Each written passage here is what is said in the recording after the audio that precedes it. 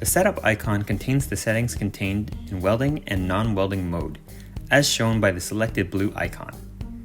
AGC stands for Automatic Gain Control, and this is best left on to control the light coming into the camera. Shutter is the different modes it can be in. Global is used to weld, and rolling is used for setup when not welding. Frame rate is for controlling the amount of frames the camera is capturing. Around 50% is normal for operation. Light power controls the intensity of the light during setup.